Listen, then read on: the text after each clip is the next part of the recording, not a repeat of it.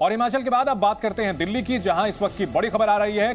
BJP के प्रदेश अध्यक्ष आदेश गुप्ता ने इस्तीफा दे दिया है। एमसीडी में पार्टी की करारी हार के बाद आदेश गुप्ता ने इस्तीफा दे दिया। दिल्ली बीजेपी के अध्यक्ष पद से इस्तीफा दिया और वीरेंद्र सचदेवा को कार्यकारी अध्यक्ष बनाया गया है। 15 साल का राज एमसीडी में खत्म हुआ और इसकी जिम्मेदारी लेते हुए आदेश गुप्ता ने अपने पद से इस्तीफा दे दिया है।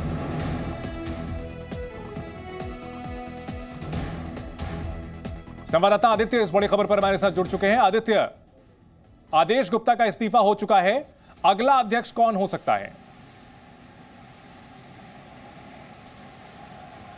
बिल्कुल चंदन, आदेश गुप्ता का आज इस्तीफा स्वीकार हो गया है। 8 दिसंबर की शाम को ही उन्होंने इस चीज़ का प्रस्ताव रखा था, मौखिक या लिखित ये कहना अभी बहुत मुश्किल है, लेकिन कहा जा रहा है कि कल उनका इस्तीफा जो था वो जेपी नड्डा ने स्वीकार कर लिया। आज उसकी लिखित सूचना आ गई।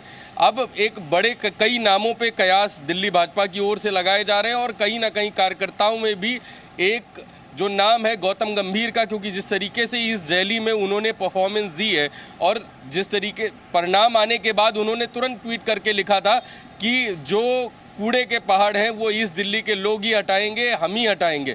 तो जिस तरीके से उनकी कार्यशैली रही है, सरकार के प्रति मुखर रहे हैं और कहीं ना कहीं हर चीज़ पे जवाब देते रहे, गौतम गंभीर का नाम बहुत आगे आ रहा है। वहीं प्रवेश वर्मा, क्योंकि एक अग्रेसिव नेता कहे जाते हैं, जिस तरीके से उन्होंने हिंदूवादी कार्यक्रमों में उन्होंने बयान दिए, लोग उनको बोलते हैं कि एक अग्रेसिव लीडर हैं और जिस तरीके से आम आदमी पार्टी को लगातार घेरने का काम करते हैं, तो बहुत सारी चीज़ें ऐसी हैं।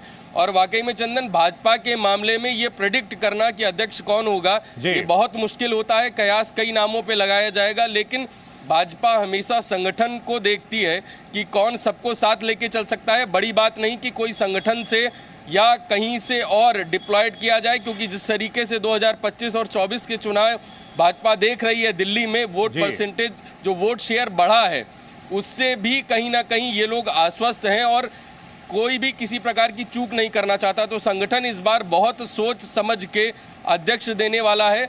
किसी भी नाम की जिसकी चर्चा हो रही है वही हो जाएगा, ये बिल्कुल संभव नहीं है। जी चंदन। आदित्य, अगर बात की जाए दिल्ली में, तो बीजेपी को 2017 के एमसीडी इलेक्शन की बात अगर छोड़ दी जाए तो लगातार हार का सामना करना पड़ा है। वोट प्रतिशत भले ही इंटैक्ट रहा हो, लेकिन जो भी नया अध्यक्ष होगा उसके सामने चुनौतियां काफी ज्यादा होगी, क्योंकि 36-37% से जीत हासिल नहीं होने वाली, क्योंकि यहां बाइपोलर लड़ाई हो रही है। अब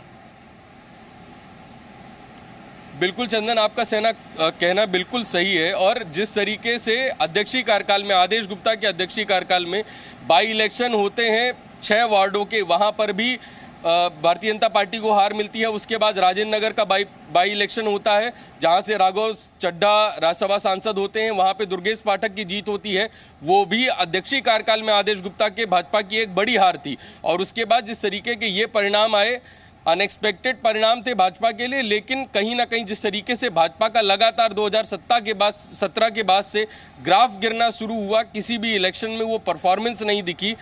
केवल गिनती के चुनिंदा 8 विधायक हैं, सांसद जरूर कहे जा सकते हैं, 7 सांसद है, लेकिन इस बार भी किसकी परफॉर्मेंस बेस्ट होगी, तो भाजपा कोई चूक नहीं करना चाहती। और अध्यक्ष चुनने के लिए बहुत बड़ी समस्या भाजपा के सामने भी आएगी, क्योंकि संगठन के लिए जो काम करने वाला व्यक्ति है, बहुत सारे रेस में वो लोग भी हैं जो पर्दे के पीछे काम करते हैं। कई बार भाजपा ने ये किया है। मनोहर लाल खट्टर एक बड़ा उदाहरण थे हरियाणा में, जिस समय उनका नाम आया, और वही हो सकता है दिल्ली में। इस बार दिल्ली के साथ भारतीय जनता पार्टी और संगठन और राष्ट्रीय नेतृत्व तो किसी प्रकार का कोई खिलवाड़ नहीं करेगा। जी आदित्य, इसके अलावा अगर बात की जाए तो भारतीय राजनीति में जातिगत समीकरणों का भी बहुत बड़ा अहम रोल रहता है। दिल्ली में अगर बात की जाए तो पंजाबी समुदाय भी बड़ी तादाद में है। ऐसे में कहीं ना कहीं इन तमाम जो समीकरण है उनका ध्यान रखना होगा और पार्टी के लिए कतई आसान नहीं होगा।